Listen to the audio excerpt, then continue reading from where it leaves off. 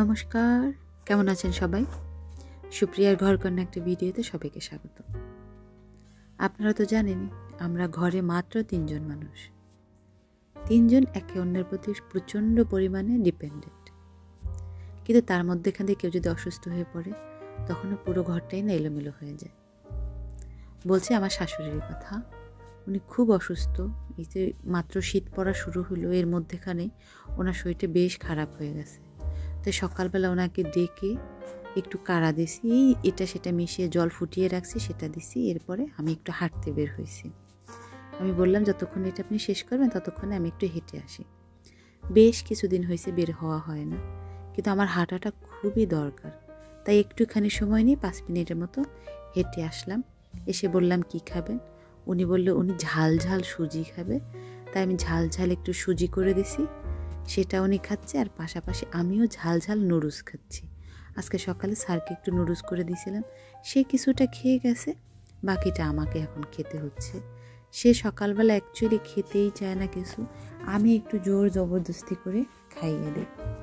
মাকে এরপর ওষুধ দেব, তারপর উনি একটু রেস্ট নেবে। সারা রাত্রে কাশির জন্য না ঘুমাতে পারেনি। আর বলেন, ঘরের মধ্যে একজন মানুষ এত অসুস্থ, এত কষ্ট পাচ্ছে, সেখানে কি আমার ঘুম হয় কোনোভাবে? আমি একদমই ঘুমোতে পারি নাই। রাতের বেলা 3-4 বার ওনার কাছে গেছি।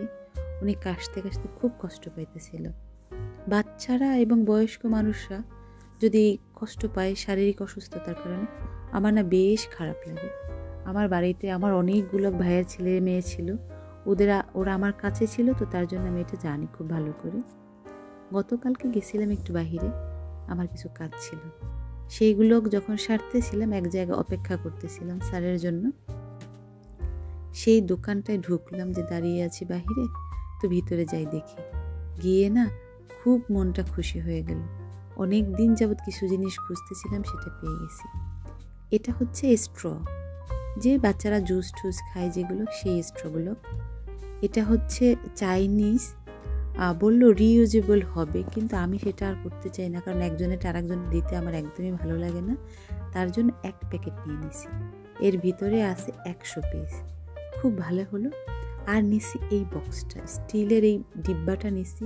এটা আমি অনেক দিন যাবৎ খুঁজতেছিলাম, কিন্তু পাচ্ছিলাম না। আজকে পেয়ে গেলাম, এই জন্য আর এদিক ওদিক না তাকিয়ে নিয়ে নিলাম।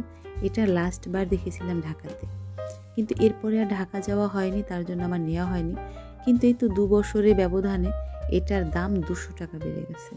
আমার দিদি কিনছে তখন 100 টাকা করে, আমি কিনলাম 350 টাকা করে। যাই হোক, সব কিছুর দাম বাড়তেছে, এ কেন পিছিয়ে থাকবে? তারপর নিলাম এই ট্রেগুলো। এত ভালো লাগলো, একজন মানুষকে চা এবং বিস্কিট দেওয়ার জন্য এটা খুবই ভালো হবে। আর এই 3টা নিছি, খুবই রিজনেবল প্রাইসে ছিল। আর শীতকালে যেহেতু আমি একটু কফি বেশি খাই, তার জন্য এটা আমারও দরকার। আর স্যার তো সবসময় অলওয়েজ চা পাগল লোক একজন, চা তো তার লাগবে। তো এই ছোটো ট্রেগুলো এই জন্যই নিয়ে, আমার আরও অনেকগুলো আছে, এখানে অনেক কালার ভেরিয়েশন ছিল, অনেকগুলো পছন্দ হয়েছে, কিন্তু এত তো নেওয়ার মতো ব্যাপার নাই। যেটা ভালো লাগছে সেটা নিয়েছি। আর নিয়েছি এই টিফিন কারিটা। সেদিনই তো আপনাদের বললাম স্যারের টিফিন কারিটা পেটে গেছে। আসলে আমি জানি না কিভাবে ফাটলো, সেটা কি আমার হাতেই ভাঙলো না স্যারের হাতে, বুঝতে পারলাম না। যাই হোক, কোনো জিনিসই স্থায়ী না, কিন্তু হ্যাঁ, আমি সব জিনিসই খুব যত্ন করে ব্যবহার করি, কারণ পছন্দ করে জিনিসগুলো কেনা হয়, কিছু হয়ে গেলে না ভালো লাগে না। তো এটাও ভালো লাগলো। এটা বললো তো যে চাইনিজ একটা প্রোডাক্ট, খুব ভালো হবে। আর বাটিগুলো দেখেও না ভালো লাগলো, একটু অন্যরকম। আর এই ঢাকনাগুলোকে না খুব ভালো বললো, খাবার গরম থাকবে 8 ঘন্টা।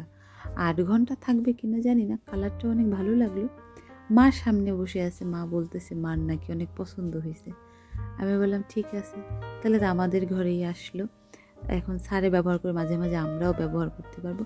আর বাটিগুলো বেশ বড়, এটাও রিজনেবল প্রাইসেই ছিল আমার যেটা মনে হয়। আগের যে টিফিন কারিটা কিনছিলাম ওর থেকে এটাই, কিন্তু আগের টিফিন কারিটা 3 বাটি, এটা 2 বাটি, এর ভিতরে আমাকে ছোট বাটি ইউজ করতে হবে, এটাই হচ্ছে ব্যাপার।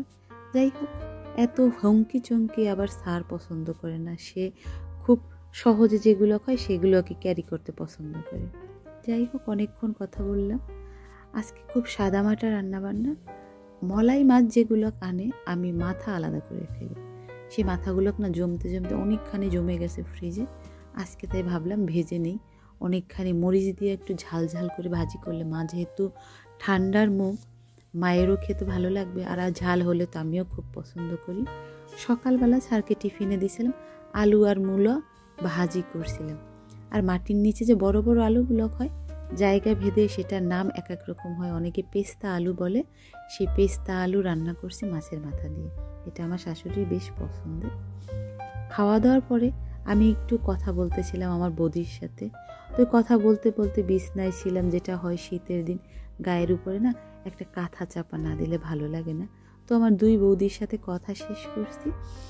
এখন মাকে আমি আবার ডাকলাম যে একটু উঠেন আর একটুখানি ওই কাড়া খান, 2-3 বার খাইলে আপনার ভালো লাগবে।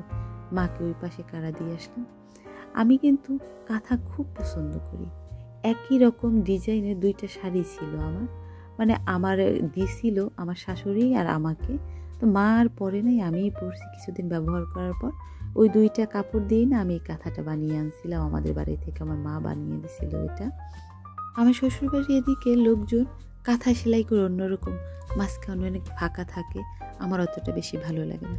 আসলে যে যেটা দেখে অভ্যস্ত সেটা তার সব থেকে বেশি ভালো লাগে। আমি ছোটোবেলা থেকে এরকম দেখে বড় হয়েছি, তার জন্য আমার চোখে ওটা ভালো লাগে। আমার মার অনেক নকশি কাঁথাও আছে, ডিজাইনার কাঁথাগুলোও আছে। আমি মাত্র একটা কাঁথা নিয়ে আসছি। আমার যেহেতু 2 ভাই আছে, ভাইয়ের বউদেরও দেবে। আমার দিদার হাতে সেলাই করা, আমার মাসিদের হাতে সেলাই করাও না অনেক ভালো। তো দিদার হাতের একটা কাঁথা পাইছি, আর মাকে বলছি যে আমাকে আর একটা দিও তুমি ওখান থেকে। মায়ের কিন্তু হিউজ কাঁথা আছে, অনেক ডিজাইনের। আমি পারি কিন্তু অতটা সময় পাই না। মায়েদের এক সময় তো মারা অনেক বিজি ছিল, তারপরও মায়েরা করতো, কিন্তু আমার আর এখন তো ধৈর্য নেই। কালকে কি রান্না করব সেগুলো এখন একটু গুছিয়ে রাখতেছি, যেহেতু খুব ভোরেই আমাকে রান্না বসাইতে হয়। হ্যাঁ, ঘুম থেকে না 5:30টায় উঠি, কিন্তু তারপর না ওই 7:30টার মধ্যে সব কিছু মানে কমপ্লিট করতে করতে না অনেক বড় হয়ে যায়। তার জন্য না এই সময় আমি একটু গুছিয়ে রাখলে একটু হলেও না সুবিধা হয়। 5:30টার সময় উঠে কিন্তু ভাই একটা কাজ করি না, রান্না করো, চা করো, গরম জল করো, সকালে কি খেয়ে যাবে সেটা রেডি করো, কমসে কম যেহেতু লাঞ্চ নেবে 2টো আইটেম তো রেডি করতে হয়, তাই না? সেটা করো, মা কি খাবে সেটা তৈরি করো। এই জন্য ওই সময় আমার একেবারে বাজে অবস্থা হয়ে যায়। যাই হোক, তারপরও নিজের কাজ যেহেতু আমি ভালোবেসে সবগুলো করি, বিরক্ত হয়ে না। কিন্তু আমার কাজ করতে ভালো লাগে, বেসিক্যালি আমার রান্না করতে সব থেকে বেশি ভালো লাগে। কাছ থেকে নিয়ে আসছি একটুখানি পুঁই শাক, সেটা রান্না করব কুমড়ো দিয়ে চচ্চড়ি। আর এটা হচ্ছে তিতা শাক, যেটাকে তিতির ডোকা বলে এখানে, আর আমাদের বাড়িতে বলে হেলেঞ্চু শাক। ইন্ডিয়া থেকে একজন আসছিল, সে নিয়ে আসছিল কিছু বিস্কিট, চানাচুর। ভালোই লাগলো খেতে। এই বিস্কিটটা আমি কখনো খাই নাই, আজকে প্রথম খাবো, দেখা যাক কেমন হয়। আর এটা ফ্লেভার বের হচ্ছে বাংলাদেশে যে বিটেল বিস্কুট ছিল ওরকম। স্যার চলে আসছে, আমরা দুজনে একটু কফি খাই। যাই হোক, চলুন তাহলে ভিডিওটা আজকের মতো এখানেই শেষ করছি। যদি ভালো লেগে থাকে তাহলে অবশ্যই একটা লাইক করে দেবেন, আর ভিডিও সম্পর্কে কিছু জানার থাকলে অবশ্যই কমেন্ট করে জানাবেন। সবাই সুস্থ থাকবেন, ভালো থাকবেন, সাবধানে থাকবেন। দেখা হবে পরবর্তী আরও একটা ভিডিওতে। ততক্ষণের জন্য সবাই ভালো থাকবেন।